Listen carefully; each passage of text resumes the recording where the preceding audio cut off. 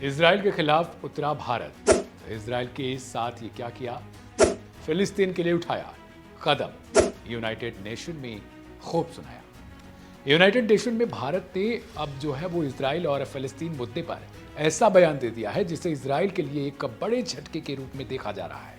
अब तक इजराइल के समर्थन में रहा भारत जो है वो अचानक ऐसा कदम क्यों उठा लिया है, इसको लेकर दुनिया जो है वो दंग हो चुकी है।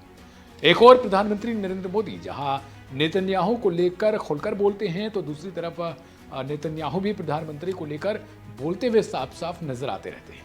अब बात करें इजराइल को झटके की, तो दरअसल भारत ने संयुक्त राष्ट्र में इजराइल और फिलिस्तीन के लिए 2 राज्य समाधान का समर्थन कर दिया है।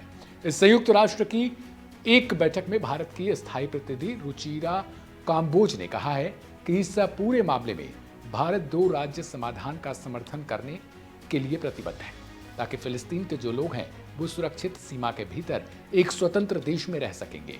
उन्होंने संयुक्त राष्ट्र में फिलिस्तीन के आवेदन पर पुनर्विचार करने तक की बात कही है। यानी भारत की ओर से रिव्यू का समर्थन किया गया है। भारत के इस कदम को इजराइल के लिए झटके के रूप में देखा जा सकता है, जबकि इजराइल के प्रधानमंत्री फिलिस्तीनी राज्य को खतरे के रूप में बताते गए हैं। कई मामलों के दौरान आपने खुद सुना होगा, उन्होंने कहा था कि फिलिस्तीन को वो पूर्ण तौर पर मिटाना चाहते हैं, क्योंकि फिलिस्तीन है जो बार बार इजराइल पर हमले करता रहता है और आतंकी गतिविधियों को अंजाम देता रहता है। बता दें कि फिलिस्तीन ने पिछले दिनों यूएन की सदस्यता के लिए भी आवेदन किया था, जो अमेरिका की वीटो के चलते पास नहीं हो सका था। भारत की ओर से काम्बोज ने कहा, हम आशा करते हैं कि उचित समय पर इस पर पुनर्विचार किया जाएगा और संयुक्त राष्ट्र का सदस्य बनने के लिए फिलिस्तीन के प्रयास को समर्थन मिलेगा। भारत ने फिलिस्तीन के लिए यूएन में जो कुछ कहा है, हम उसे अब सिलसिलेवार बताने जा रहे हैं। भारत की ओर से पक्ष रखते हुए काम्बोज ने बयान दिया है कि मेरे नेतृत्व ने बार बार इस बात पर जोर दिया है कि अंतिम स्थिति के मुद्दों पर दोनों पक्षों के बीच सीधी और सार्थक बातचीत के माध्यम से प्राप्त 2 राज्य समाधान ही स्थायी शांति प्रदान करेगा।